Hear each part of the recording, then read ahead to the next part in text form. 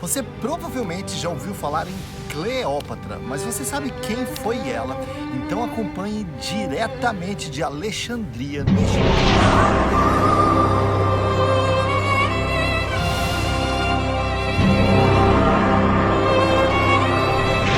Nunca se falou tanto em empoderamento feminino quanto atualmente.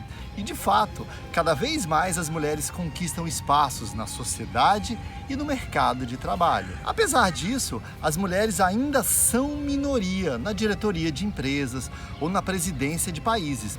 E com muita frequência, a mulher recebe menos que o homem, mesmo quando exerce funções similares. Apesar disso tudo, aqui no Egito, há mais de 2000 anos, uma mulher dominou, controlou e governou um dos maiores impérios, uma das maiores civilizações da antiguidade, Cleópatra.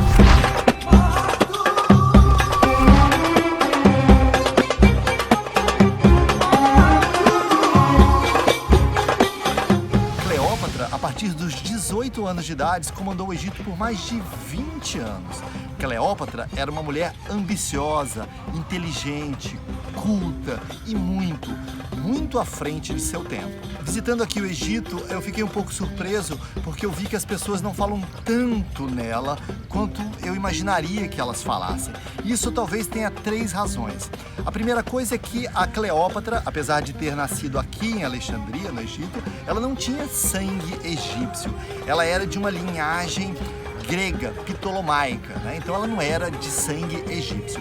O segundo lugar é que ela governou o Egito num período muito complicado, em que o Egito já vinha perdendo prestígio político e cultural. Já tinha sido invadido pelos gregos, pelos macedônios, e tinha ainda perdido protagonismo para outros impérios, como o romano, por exemplo. Em terceiro lugar, Otávio, que viria a se tornar cônsul imperador de Roma, empreendeu uma caçada a todos os monumentos e templos da Cleópatra, numa forma de apagar, de aniquilar o nome dela para a história, o que ele não conseguiu. O que ele acabou conseguindo foi que ela se tornasse ainda mais conhecida e aumentasse o mito e a curiosidade em torno de Cleópatra. Mas se engana quem pensa que ela chegou ao poder de maneira fácil. Apesar de ser filha do rei Ptolomeu XII, a tradição aqui no Egito é que fosse o filho homem que fosse assumir o poder. E eles tinham um pacto, ela tinha um pacto com o irmão mais novo, ela era uma adolescente de 18, o irmão ainda era criança, de que eles dividissem o poder. Aliás, falando em dividir o poder, era muito comum aqui para os faraós egípcios, em que eles casassem os filhos. Então, com muita frequência, os filhos casavam entre si, os irmãos casavam entre si, para que eles não dividissem o poder, para que o poder não saísse daquela família. Cleópatra casou com um dos irmãos e existia esse pacto de dividir o poder com o irmão, o que acabou não funcionando e logo o Egito estava imerso numa guerra civil. Acuada e vendo-se em situação inferior, a Cleópatra decide procurar a ajuda do poderoso general romano Júlio César, que naquela época já estava em rota de colisão com o Senado romano. E ela faz isso de um jeito bastante inusitado. Ela se enrola num tapete e eles dizem que esse tapete seria um presente do povo egípcio para Júlio César. Quando ele desenrola o tapete, quem tem dentro do tapete? A Cleópatra. O Júlio César acaba dando apoio para ela tomar o poder do irmão aqui no Egito. Não apenas isso, eles têm um romance e têm um filho também. Bom, a Cleópatra, esse parecia o plano perfeito, né? Porque ela, ao mesmo tempo, ela conseguiu tirar o irmão do poder aqui no Egito e ir para o trono, ela conseguiu frear a fúria expansionista de Roma, que já estava de olho aqui no Egito, e mais, ela colocou um filho dela, o Cesarião, na linha sucessória de 2 grandes impérios, o Império Romano e o Império Egípcio, já que o Júlio César, que viria a se tornar o todo-poderoso de Roma, ele não tinha nenhum outro filho homem. Só que a história nem sempre dá bola para os nossos planos. E o Senado, muito incomodado com o poder cada vez maior que o César estava amealhando, fez uma emboscada e assassinou o César. Bom, mas quem que foi ao poder no lugar de Júlio César? Marco Antônio, E adivinhe por quem que o Marco Antônio ficou perdido de paixão e se apaixonou?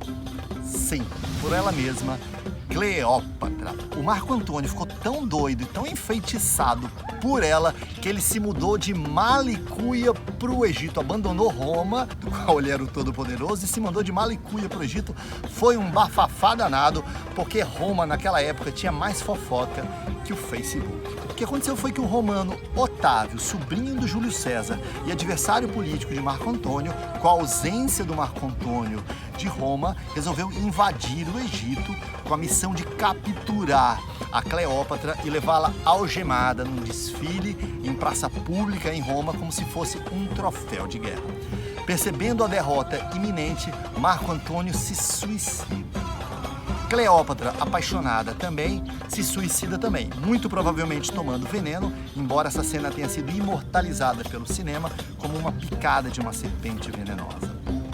Ela preferia morrer do que ser humilhada e sair acorrentada em praça pública em Roma.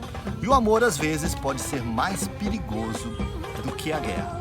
Isso foi há mais de 2000 anos e ao longo de milênios de história e de civilização, algumas poucas mulheres conseguiram se tornar rainhas aqui do Egito. Hoje em dia, em pleno século XXI, isso parece ainda mais difícil porque a cultura política local torna muito mais difícil que uma mulher chegue ao poder. O que mostra que o Egito, em termos de empoderamento feminino, talvez tenha regredido alguns milênios. Mas pelo menos sempre nos restará a memória de Cleópatra, a eterna rainha do Egito. Espero que você tenha gostado do papo faraônico deste programa, gravado diretamente de Alexandria, no Egito.